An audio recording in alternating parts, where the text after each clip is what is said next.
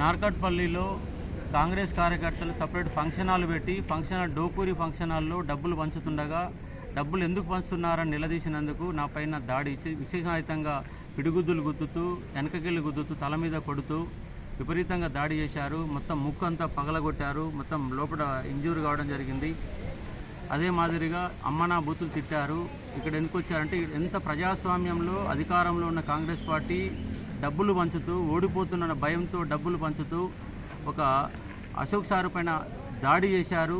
ఈ విధంగా ప్రతి పోలీస్ స్టేషన్ దగ్గర డబ్బులు పంచుతున్నా కూడా ఎలక్షన్ కమిషన్ పూర్తిగా విఫలమైంది. పోలీసులు పూర్తిగా విఫలమవుతున్నారు. బూత్ పక్కనే డబ్బులు పంచుతున్నా కూడా అడ్డుకునేవారు కూడా ఎవరు కనపడతలేరు. ఇది ప్రజాస్వామ్యమా ఇంకేటనేసి అర్థం కాని ఒక పరిస్థితి. ప్రతి ఒక్కరి దగ్గర డబ్బులు పంచుతున్నారు. నార్కట్పల్లిని అయితే ఘోరంగా కనీసం ఒక 200 మంది ఫంక్షన్ హాల్లో పెట్టి డబ్బులు పంచి ప్రతి క్యాండిడేట్ డబ్బులు పంపిన తర్వాత పోలీస్ స్టేషన్ పంపిస్తున్నారు. ఇదేంటని ప్రశ్నించేందుకు నా పైన విపరీతం విశిక్షణరహితంగా కొట్టడం జరిగింది. ఇప్పుడు నేను నార్కట్పల్లి నా ఫోన్ మొత్తం పగలగొట్టారు.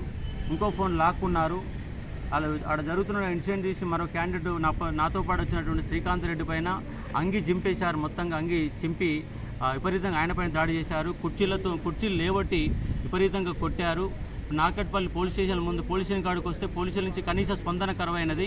జస్ట్ అప్లికేషన్ తీసుకున్నారు కానీ ఎస్ఐ గారు చెప్తే ఎస్ఐ గారు కూడా కనీసం ఇటువైపు కూడా రావడం లేదు.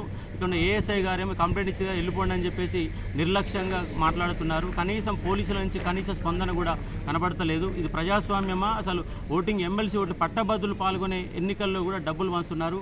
పోలీసుల నుంచి కనీస స్పందన కూడా నాకు ఇక్కడ కనబడతలేదు. ప్రతి పోలీసులకు ఇదే విధంగా జరుగుతూ ఉంది. పట్టించుకుంటే వాళ్ళు లేరు. నేను ఎమ్మెల్సీ క్యాండిడేట్ని అశోక్ కుమార్ స్వతంత్ర అభ్యర్థిగా పోటీ చేస్తున్న నేను నా పైన విచక్షరహితంగా దాడి చేయడం జరిగింది.